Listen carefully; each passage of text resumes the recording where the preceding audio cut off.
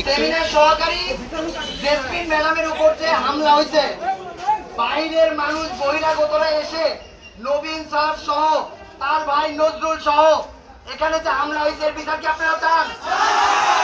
বিচার কি আপনারা চান? কলেজে কোনো অরাজকতা হোক আপনারা কি চান?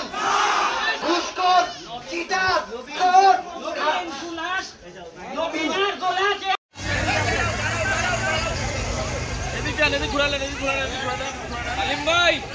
যত চাকরি করে আমি বলছি চাকরি করি সবাই আমরা ভাই ভাই একমতে সবাই এখানে চাকরি করি আমরা, আমাদের মধ্যে দ্বিধাদ্বন্দ্ব না হোক। হ্যাঁ, পরে ভাই স্যার বললো ঠিক আছে রতন, তোমার সুন্দর কথা, তুমি যথেষ্ট হেল্প করেছো, হ্যাঁ এই জন্য তোমাকে অসংখ্য ধন্যবাদ।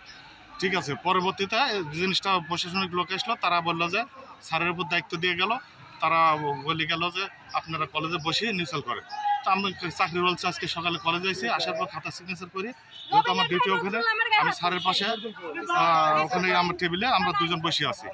তো ইতিপূর্বে অজগবি দেখলাম নবীন স্যার আসি, নিচে আরও 3-4 জন আছে, ওনার ভাই ছোট ভাই নজরুল আছে সাথে। তো আমাকে জিজ্ঞাসা করলো ভাই স্যার আছে কিনা, আমি বললাম জি আছে। হ্যাঁ, তো ইতিপূর্বে নজরুল, নবীন স্যার এবং আর ওনার 3-4 থেকে 5 জন ওনার ভাগ্নি হবে সম্ভবত, আমার পরে বললো ওরা ওনাদের ভাগ্নি। তা আইসি অজগবি আমাকে অ্যাটাক করছে, অ্যাটাক করছে নজরুল, প্রথমে হিট করছে নজরুল, তারপর নবীন স্যার, তারপরে ওনার ভাগ্নিরা। হ্যাঁ, আমার চশমাটাও খুঁজে পাচ্ছি না, আমার ঘরে খুঁজে পাচ্ছি না, এই যে আমার অবস্থা দেখেন।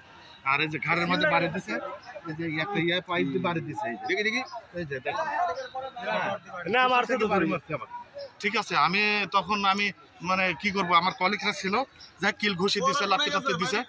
হ্যাঁ, পরে ওরা আমাকে সবাই সেভ করছে, আমার হাইসা সহ সবাই সেভ করছে আমার। এই তো অবস্থা, আমার এই জন্য একটা খটাই ফেলছে ঘুষি দিয়ে। হ্যাঁ, এই তো অবস্থা।